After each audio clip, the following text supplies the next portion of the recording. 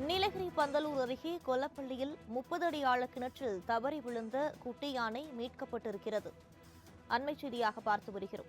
JCB வாகனத்தின் உதவியுடன் யானை குட்டியை வனத்துறையினர் மீட்டுள்ளனர்.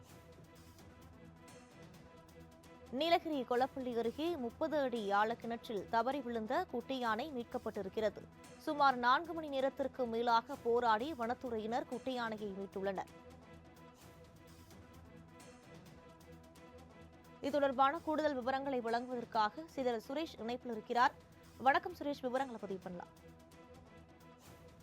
மலைகளின் அரசு என்று அழைக்கப்படும் நீலகிரி மாவட்டம் சுமார் 55% வனப்பகுதியை கொண்ட மாவட்டமாகும். இந்த வனப்பகுதியில் யானைகள் அதிக அளவு வாழ்ந்து வருகின்றன. இந்நிலையில் அவ்வப்போது உணவு மற்றும் தண்ணீர் தேடி கூடலூர், பந்தலூர் உள்ளிட்ட வனப்பகுதிகளிலிருந்து குடியிருப்பு பகுதிகளுக்குள் யானை கூட்டமாக வருவது வழக்கம். இந்நிலையில் நேற்று இரவு பந்தலூர் கொலப்பள்ளி குறிஞ்சி நகர் பகுதியில் யானைகள் கூட்டம் நேற்று உலா வந்த நிலையில் அப்பகுதியில் உள்ள தனியார் தேயிலை தோட்டத்தில் மூடப்படாத 30 அடிக்கு